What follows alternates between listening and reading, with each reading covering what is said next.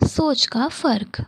यह कहानी है दो दोस्तों की जो अलग अलग शहर से थे और कॉलेज के हॉस्टल के एक ही कमरे में रहते थे।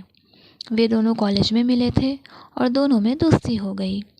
दोनों ने कॉलेज की पढ़ाई पूरी की और फिर सरकारी जॉब के लिए कोचिंग करने के लिए दूसरे शहर में चले गए।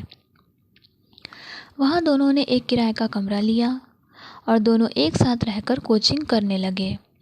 लेकिन दोनों में से किसी की भी नौकरी नहीं लगी। दोनों दोस्त अपने करियर को लेकर परेशान थे और कुछ दिन बाद वे दोनों अलग अलग शहर में चले गए। अलग अलग शहर में जाकर एक किसी कंपनी में नौकरी करने लगा और दूसरे ने अपना एक छोटा सा बिजनेस शुरू किया।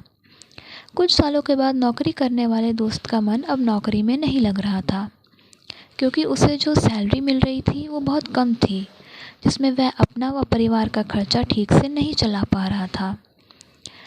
उसने वह नौकरी छोड़ दी और कोई अच्छी नौकरी जिससे उसे और अधिक पैसे मिले ऐसी नौकरी की तलाश में दूसरे शहर में गया।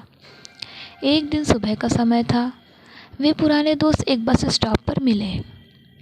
दोनों ने एक दूसरे को पहचान लिया।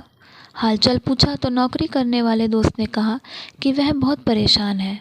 पहले एक नौकरी करता था जिसमें कम सैलरी थी, इसलिए उसे छोड़ दिया और अब दूसरी नौकरी की तलाश में घूम रहा है। फिर दूसरे दोस्त ने पूछा तो उसने कहा कि वह बिल्कुल मज़े में है और अपनी एक छोटी कंपनी है जिससे वह अच्छे पैसे कमा लेता है, और दोस्त होने के नाते दोस्त को भी नौकरी पर रखने के लिए कहा। दूसरा दोस्त अगले दिन से ही काम पर आने लगा। काम ठीक था, ज़्यादा मेहनत का काम नहीं था, बस लेबर का हिसाब रखने की जिम्मेदारी थी।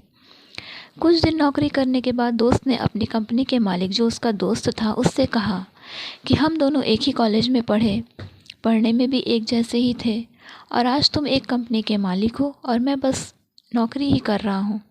ऐसा क्या किया है तुमने जो इतना बड़ा बिजनेस कर लिया और मैं बस एक नौकर की तरह इधर उधर धक्के खा रहा हूँ।